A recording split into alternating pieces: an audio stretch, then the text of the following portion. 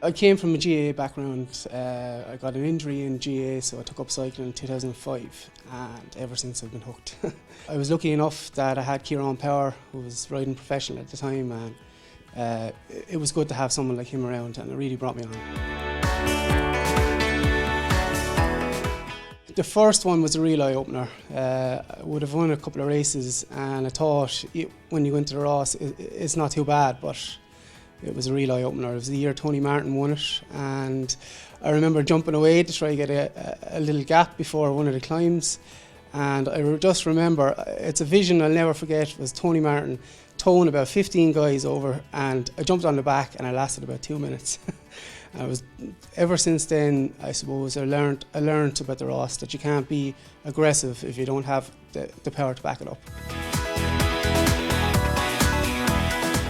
It's very tough because like you're trying to juggle work and family, and I suppose you're trying to put in 15 hours a week on the bike, and it's very hard. And then as well as that, then we say you've got the weather. You could be working all week and then you have a day off, and that day off is lashing raining. So, but you just have to put your head down and get the training in.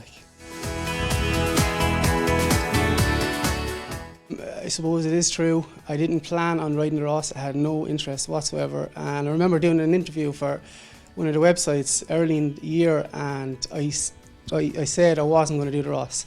So I think I just trained the same way, went out into the Shea Elliott the week before the Ross and rode really hard. And then the lads asked me, would I ride the Ross? And I decided that Sunday before. So it is true. Well, there was no pressure. I didn't have the big milestone, and I did happen to blow up after 3 hours every day, but I got stuck in and I enjoyed it. I opened a shop with another lad, a cycling shop in Waterford, we say October. Before that, I was off work for 2 years and I got a lot of training in, but I suppose now I don't have as many hours to train on the bike, but when I do go out, I train hard.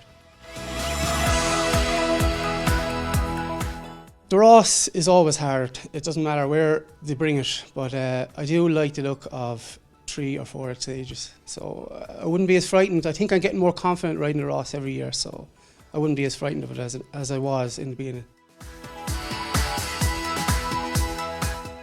Kieran is a big influence on me, being so close, and I was riding with Cumra, and he taught me a lot, and I think I really benefit from having him around.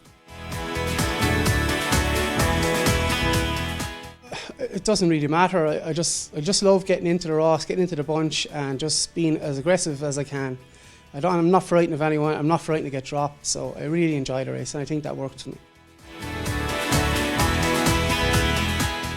I think it was needed for a long time. There's always a big battle for the county rider, and I think it's great that they have a jersey for it this year. I think it'll bring a new dimension to the race. I think it'll be a little more tactical. Certainly, I won't be as aggressive, I don't think. I'll be watching and I'll be trying to get that jersey at least once during the week.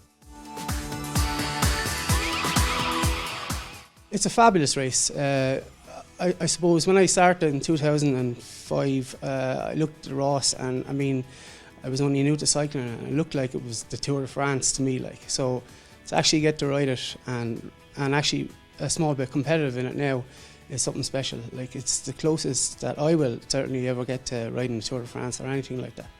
I think a lot of Irish lads, it's a big goal to have ridden the Ross if you're from Ireland.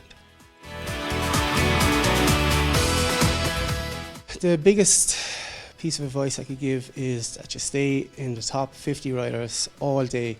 I made a mistake of thinking you can hang around the back saving energy, but that actually doesn't work that way at all. If you hang around the back, you're going out the back as soon as the splits happen. So I definitely advise people to try stay near the front of the bunch all the time.